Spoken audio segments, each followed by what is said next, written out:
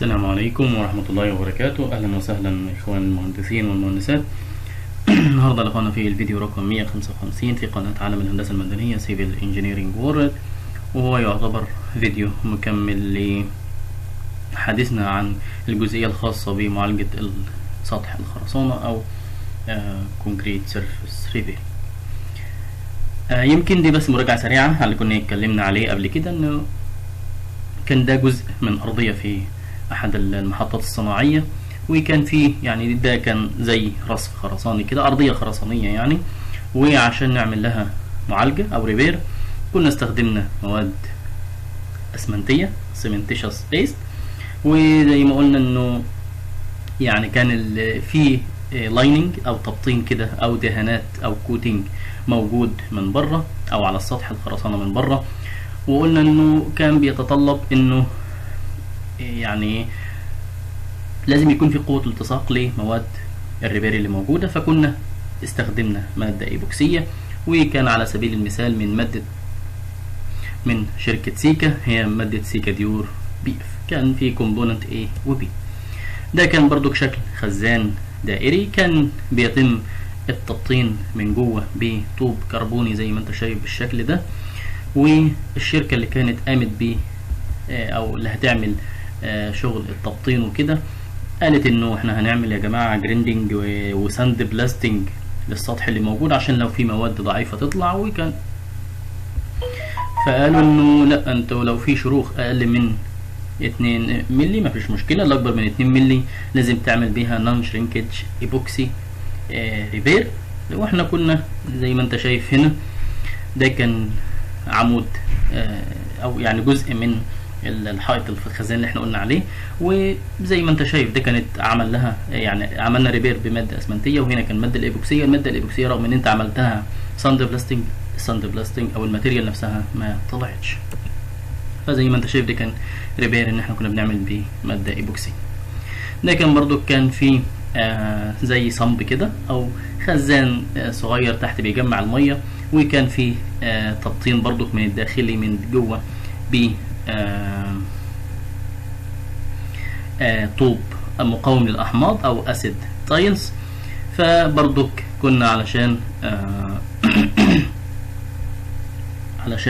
الجزء لو فيه هانيكومب موجود في الأرضية أو في الحوائط كنا برضك بنعمل بمادة إيبوكسية زي ما أنت شايف. اللايننج أو مادة اللصق ديت لازم تكون ملتصقة تماما وما يحصلش خروج للمادة الإيبوكسية المادة الأسمنتية، فكان لازم نعمل ريبير بمادة إيبوكسية.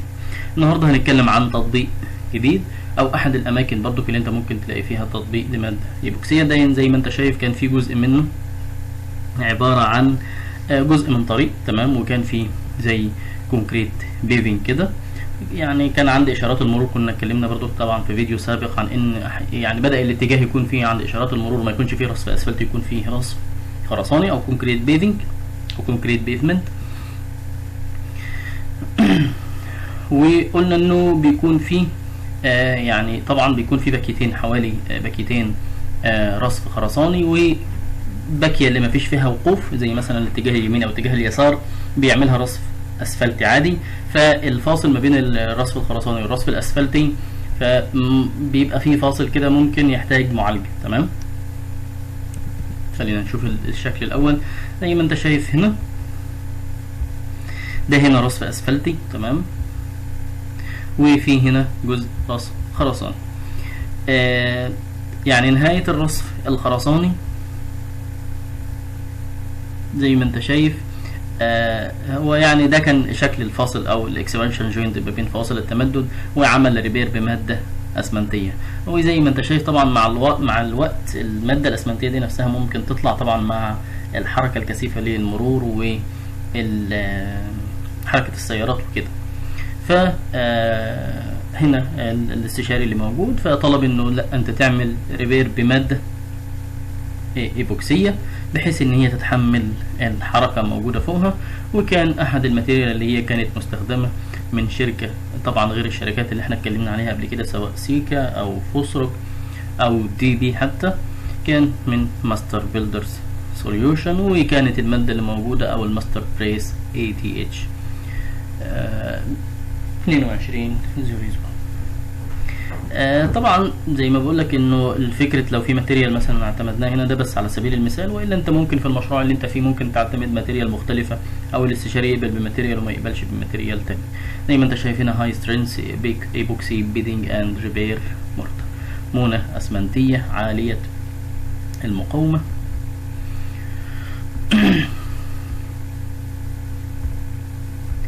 زي ما انت شايف هنا recommended uses في اماكن مختلفة.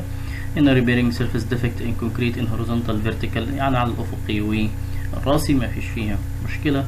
rapid structural repair of concrete، repair of concrete posts in situ. على كل ده يمكن بس هنا يمكن هنا يمكن الفيتشرز اللي احنا يمكن محتاجها هنا في النقطة ديت ان هي high aversion impact and chemical resistance، مقاومة للكيماويات ونفسها مقاومة للتآكل، أو بحيث مثلا حتى في حركة السيارات تقدر تقاوم. زي ما انت شايف حتى المقاومة نفسها للمادة طبعا ديت أعلى بكتير من المواد الريبير الأسمنتية أو السيمنتيشال سبيس، مقاومة أعلى جدا. زي ما انت شايف compressive strength بعد يوم توصل ل40 و65. طبعا هنا موجود في component A component B، احنا نرجع عليهم تاني. ده كان شكل الماتيريال.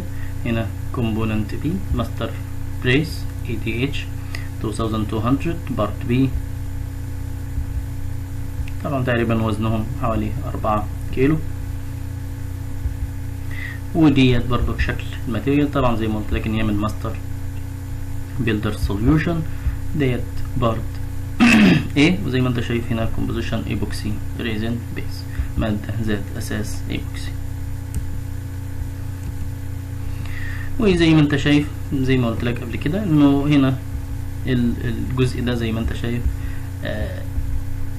الفاصل ده نفسه لما تيجي تعمله بمادة اسمنتية بيبقى ملوش فايدة يعني، فزي ما انت شايف بدأ يغطي بمادة ايبوكسية على الجزء اللي اتعمل له هنا، حتى جزء ايبوكسي قصدي اسمنتي، والجزء اللي باقي حتى عمله بالريبير او المادة الايبوكسي.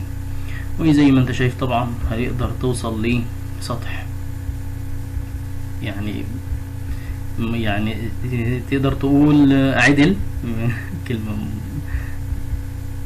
فهنا خط مستقيم تماما غير الشكل اللي في الصورة. طبعا الجزء ده يعني ده مادة السيلنت المستخدمة في عمل فواصل التمدد بين المادتين أو من نوعين مختلفين. ده شكل المادة من قريب، يمكن بس هو كان بيحط عليها شوية مية من فوق كده زي ما انت شايف علشان بتبقى خشنة شوية، ممكن بيبقى معاه شوية مية كده بيرشها عليها وبيمسح بالفرشة بحيث ان هي تدي سطح مستوي تمام. اتمنى تكون وضحت الفكرة من احد استخدامات المواد الايبوكسية، ونظرة سريعة عن الريبير او الترميم بمواد ايبوكسية لسطح الخرسانة اللي اتكلمنا عليه في فيديوهات سابقة. شكرا لحسن استماعكم، السلام عليكم ورحمة الله وبركاته.